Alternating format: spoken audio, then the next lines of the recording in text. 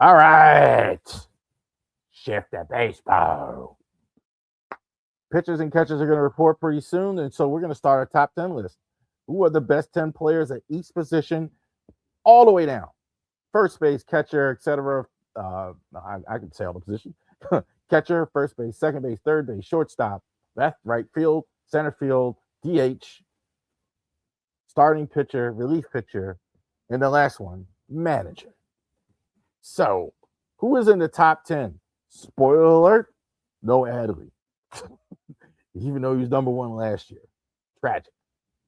Number 10, Patrick Bailey. A nod to Patrick Bailey as far as in the top 10 of this list. Shout out to him. This guy is not a good offensive, not a passable catcher as far as offensively. To me, this guy is easy the best defensive catcher. So he's in the top 10. I think, of one of the most important, if not the most important defensive position on the field, the catcher, and he's the best defender in the league. He does everything well. He frames well. He calls games well, and he throws guys out with probably the best frequency as well. So I think Patrick Bailey, is definitely an asset for the Giants. I absolutely have him in the top 10. Number 9, Hunter Goodman. With Rockies players, you're kind of worried about their offensive output as far as numbers being inflated a little bit because they are in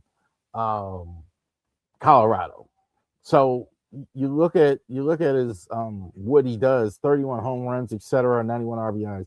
So it's kind of inflated, but I think this guy can hit.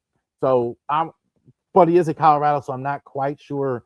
He's had a couple years like that, so definitely I have him at 9 a bit. Number 8, Austin Wells. I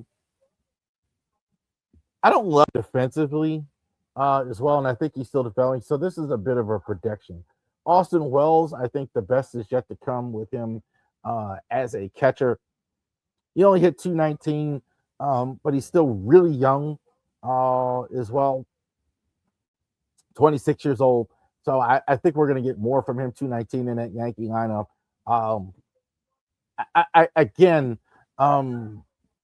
Definitely this is a developmental pick. I think his numbers last year aren't reflective of what he's going to do this year and going forward. I think he's going to pull that batting average up with more time. Alejandro Kirk, the Blue Jays. Watching the World Series, this guy was really one of the eye openers. Fantastic stuff. The Blue Jays have not been in the World Series if it wasn't for this guy's production, timely hitting, good stuff behind the plate. Obviously not body beautiful, right? Bit of a dad bod and all that other stuff. This guy can really hit. Alejandro Kirk, I thought, really was a guy, was really one of the real leaders for them, for the Blue Jays as well. So I thought the Blue Jays really did well getting him as played well in the World Series, played well all the way through the playoffs.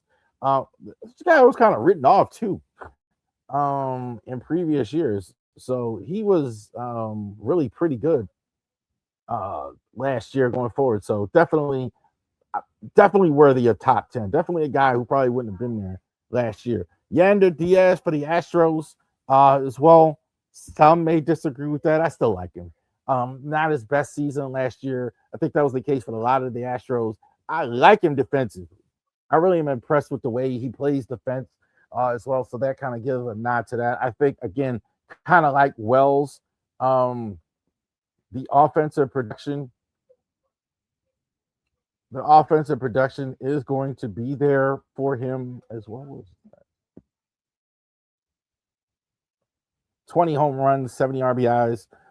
I think you could see better from him, but Diaz, I thought, definitely have him in the top 10. Kind of same for Contreras. I thought, though, he's better than Diaz as well. There's a lot of lists I saw last year that had Contreras as number 1, had a bit of an injury. So I think him healthy, I think you're going to see more from him. 260, 17 home runs, 76 RBIs, 150 hits. 147 hits. So he's this guy can hit. I think he might be one of the best bat-to-ball catchers as far as offense in the league. Sal Perez. This is just plain power. Nothing else to like here. Want my 30 home runs, want to hit it over the fence. This is nothing else to like. Not good defensively. Who cares? He's going to get me 30 home runs. He's going to be good protecting Bobby Witt in the lineup. Sal Perez, outstanding. I think that's the only reason he's not higher is because he can't play defense as well. Shea Langoliers, I thought is I can't wait till he gets to the new stadium in Las Vegas and really see where this guy becomes. I think this guy could be an all-star this year for Sacramento. I think 30 plus home runs is definitely in the offing. I think he's definitely a good power hitter behind the plate. I think he's very good defensively as well. Very, very good. You see catchers, I think too many of them kind of regress a little bit once their offense kind of picks up. It seems like they don't do as well, but Shea Langoliers, I think, is definitely solid. Number 3, the Fresh Prince of Bel-Air. Number 2, Will Smith.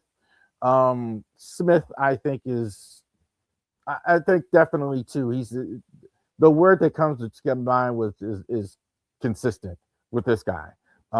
Definitely too. Hits over 300. Hits over 300. Calls good games behind the plate. I think there was some doubt if he was the best, but definitely too. You look at a guy year after year after year. If he's good, there's no question about it with Will Smith. He's really good. So 296 last year, 17 home runs, 61 RBIs. Outstanding stuff for the Fresh Prince. And number 1, there is no doubt. Nobody's going to argue me what we posted. It's Cal Raleigh, number 1. Cal Raleigh, I think not for Aaron Judge, who was the MVP last year. I thought he was just hitting way out of the park. I thought he was fantastic. Not a lot of intro needed there. Kyle Raleigh, over 50 home runs. He's a good defensive catcher as well. He's not just a hitter like like Sal Perez. I think you could definitely put him in the top 5. One of the best power hitters in the league, period.